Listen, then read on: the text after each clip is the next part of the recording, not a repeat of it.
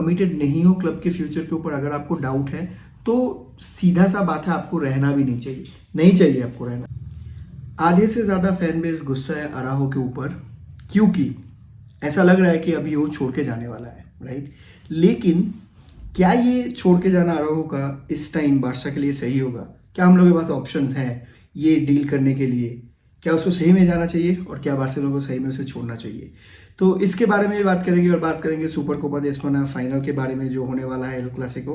तो अगर चैनल पे नए हैं तो सब्सक्राइब करना, लाइक करना, शेयर करना और कमेंट करके बताना आपका राय क्या है इस दोनों टॉपिक पे।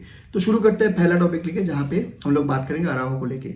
तो हाल ही में खबर आया है ये कि अराहो वांट्स टू लीव। उसने अपने एजेंट के साथ भी बात किया है और उसने काफ़ी सारे क्लब के साथ बात किया है ये लेके कि जनवरी ट्रांसफर विंडो में वो कैसे जा सकता है, ठीक है। अब जब हम लोग बात करते हैं कि जनवरी ट्रांसफर विंडो में कैसे जा सकता है, तब इसका मतलब ये है कि वो इमीडिएट इफेक्ट में चला जाएगा अगर डील स्ट्रक हो जाता है। उसे वेट नहीं करना पड़ेगा समर ट्रांसफर विंडो तक। लेकिन यहाँ पे आपको ये भी समझना है कि अराहो के लिए भी ये क्रिटिकल है, ये बार्सिलोना के लिए भी बहुत क्रिटिकल है, क्योंकि बार्सिलोना के पास और 18 महीने हैं अराहो को बांध के रखने का। उसके बाद वो फ्री एजेंट हो जाएगा। और अराहो और फ्रैंकी डियोंग का हरकतें जैसे हैं, मेरे को ये नहीं लगता कि वो लोग रिन्यू करेंगे। मेरे को तो ये लगता है कि वो लोग फ्री में जाने के लिए कोशिश कर रहे हैं। फ्रैंकी के लिए ज़्यादा लगता है, अराहो के लिए थोड़ा कम लगता है। लेकिन जो शिकायत मुझे है अराहो से, वो ये है कि जब भी आज तक पूछा गया ना, कोई किसी भी प्लेयर को उठा के लीजिए, गावी, पेड्री, लमीन यमाल, जो भी बार्सिलोना को अच्छे से जानते हैं, जो भी बार्सिलोना के प्लेयर्स हैं, जो भी बार्सिलोना को प्यार करते हैं, वो लोग एक ही बात बोला कि contract renewal will happen, no worries on that, our agent is talking to the club, ठीक है। लेकिन अराहो से जब भी पूछा गया कि क्या लगता है आप जाएंगे, रुकेंगे, क्या आप रुकेंगे ही, तभी एक बात बोला, देख लेंगे हम लोग, फ्यूचर में देख लेंगे।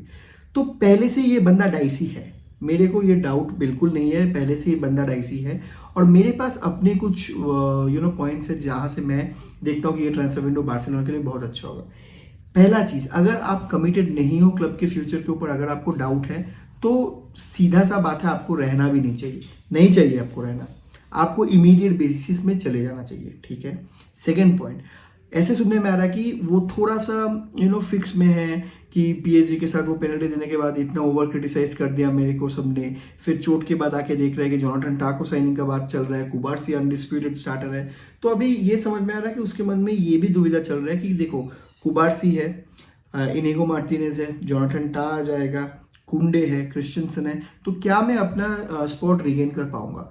अगर प्लेयर होते हुए आपको अपने आप पे डाउट है इस पोजीशन में कि शायद you are not better than Cubarsi, शायद you are not better than Kounde, तो आपको जाना ही चाहिए भाई, प्लीज चले जाइए। और थर्ड और सबसे बड़ा रीजन है, देखो ये बार्सिलोना के पास अभी कोई ऑप्शन नहीं है। अगर प्लेयर बोलता है कि मेरा कॉन्ट्रैक्ट 18 महीने में खत्म हो रहा है, मुझे जाना है अभी, ये अच्छा है कि कुछ पैसा दे के जाएगा वो। अराहो के लिए सारे फैन बेसेस मांगेंगे 100 मिलियन, लेकिन मैं अभी आपको लिख के दे रहा हूँ 100 मिलियन कोई नहीं देगा, बहुत ज़्यादा से ज़्यादा 70-80 मिलियन तक दे देगा अगर बार्गेनिंग ठीक से किए, ठीक है। यहीं पे आता है बार्सिलोना का फैन बेस। अभी बहुत सारे बंदे रो रहे हैं अराहो को नहीं जाना देना चाहिए, ये करना चाहिए, वो करना चाहिए, फिर यही बंदे बोलते हैं कि बार्सिलोना बेच नहीं सकता प्लेयर्स को। तो अगर आपको प्लेयर्स को बेचना है, उसके करेक्ट प्राइस में बेचना है, तो आपको कुछ हार्श डिसीजंस लेना पड़ेगा।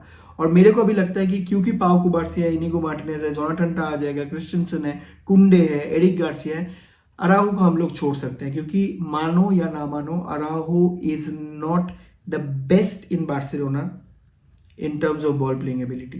ये मैं छाती ठोक के कह सकता हूँ, मुझे उससे दिक्कत है। उससे अच्छा हर एक सेंटर बैक है हम लोगों के पास जो बॉल के ऊपर बहुत ही अच्छा है। तो इसलिए मैं ज़्यादा मिस नहीं करूंगा अराहो को, और अगर उसको इतना सेल्फ डाउट है तो उसको प्लीज़ जाना चाहिए। लेकिन मैं एक्सपेक्ट करूंगा जोआन लापोर्ता से कि एटलीस्ट 60 से 70 मिलियन वो यहाँ से निकाल के लाए। अगर 60 से 70 मिलियन आ गए हम लोगों के पास, तो वो पैसे को हम लोग बहुत कॉशियसली इन्वेस्ट करके एक अच्छा टीम बना सकते हैं, क्योंकि सेंटर बैक में कवरिंग हम लोगों के पास अभी फिलहाल के लिए है। इसी के साथ जाते हैं final topic of the video में, जो कि है सुपर कोपा दे एस्पाना का फाइनल। सुपर कोपा दे एस्पाना का फाइनल जीतेगा रियल मैड्रिड, ये मैं आपको अभी बता के रख रहा हूँ, क्योंकि उन लोगों के पास अभी Rodrigo, Mbappe, Vinicius, Bellingham, Valverde, Bellingham और वाल्वर्डे दिहाड़ी करने वाला माल है, और बाकी सारे आर्टिस्ट है, ये सारे क्लिक कर रहे हैं अभी। वो लोग अच्छे खासे गोल भी मार रहे हैं सबके साथ, और थिबाओ कोर्टुआ गोल पे है, तो कोई शक ही नहीं है कि रियल मैड्रिड ये मैच जीतेगा।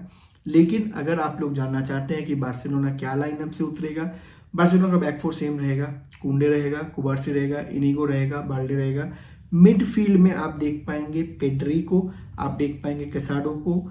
अगर डैनी ओल्मो फिजिकली पूरा फिट है तो आप फिजिकली फिट डैनी ओल्मो को 60 मिनट तक देखेंगे। उसके बाद आ जाएगा गावी पिच पे, राइट साइड में राइट आउट में खेलेगा लमीन यमाल, लेफ्ट आउट में खेलेगा रफीनिया, अप टॉप स्ट्राइकर में खेलेगा लेवेंडोस्की।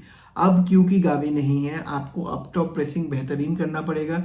डैनी ओल्मो जो खोया खोया रहता था लास्ट कुछ मैचों से, डैनी ओल्मो जो प्रेस नहीं कर रहा था ऊपर, उसको वो रिगेन करना है, क्योंकि फर्स्ट लाइन ऑफ प्रेशर शुरू ही करेंगे लमीन यमाल, रफीनिया और डैनी ओल्मो। क्योंकि अगर आप देख रहे हैं तो Lewandowski second line of pressure से अंदर आता है, क्योंकि वो बूढ़ा हो चुका है, ठीक है। और मिडफील्ड में कैसाडो और पेड्री का बेहतरीन कॉम्बिनेशन, पेड्री पॉटर जादू ही कर रहा है पिच पे अभी, जब भी खेल रहा है, और कैसाडो वो ग्रिट लेके आता है, तो मिडफील्ड लेके सॉर्टेड है। और डिफेंस तो लाइन वैसे ही सॉर्टेड है। लेकिन आप ये सोचेंगे कि भाई क्या अभी बोल रहे सब सॉर्टेड है, कुछ देर पहले बोला रियल मैड्रिड जीतेगा। देखिए रियल मैड्रिड जीतने का चांसेस इसीलिए ज़्यादा है और इसीलिए वो लोग जीतेंगे क्योंकि अभी क्लिक तो सामने जो 3 प्लेयर है वही कर रहे हैं। एम्बापे बहुत अच्छा फॉर्म में है, विनीशियस जूनियर तो नौटंकी भी एक ग्रेड का कर लेता है और गेम प्ले भी शानदार है, तो वो भी अच्छा फॉर्म में है। रॉड्रिगो बहुत बेहतरीन खेल रहा है राइट आउट से।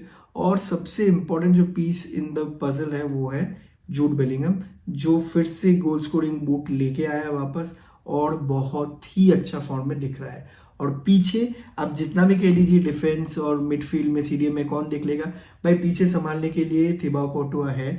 और हम लोग ये बार्सिलोना सितंबर अक्टूबर वाला बार्सिलोना नहीं है जो रूथलेस है, जो सबको पनिश कर देगा एक एक मिस्टेक पे। हम लोग क्लिनिकल नहीं है। एक्सजी बहुत क्रिएट कर रहे हैं, वो तो करेंगे ही, इस मैच में ही करेंगे, लेकिन क्लिनिकल फिनिश नहीं हो पा रहा है, ना तो रफीनिया से, ना लेवा से, ना लमीन यमाल से। तो दोस्तों एक्सपेक्टेशन यही रखिए कि हम लोग एक अच्छा फाइट पुटअप करें, हम लोग एकदम बीच मैच में ही हाथ ऐसे ना कर दे कि भाई ले लो, हम लोग के बस का नहीं है ये। तो अच्छा फाइट और एक क्लोज मैच मैं देखना चाहता हूँ, यही है एक प्रैग्मेटिक एक्सपेक्टेशन। अगर रियल मैड्रिड जीत जाता है तो congratulations to them, they deserve it. अगर बार्सिलोना डिजर्विंगली जीत जाता है तो हम लोग इसके लेके भी बात करेंगे। और इसी के साथ मैं आप लोग को ये बोलना चाहता हूँ कि आप लोग वीडियो तो देख रहे हैं लेकिन सब्सक्राइब नहीं कर रहे हैं, तो सब्सक्राइब भी कर दीजिए, चैनल को शेयर, लाइक और कमेंट भी कर दीजिए। एंड तब तक के लिए विस्का एल बार्सा।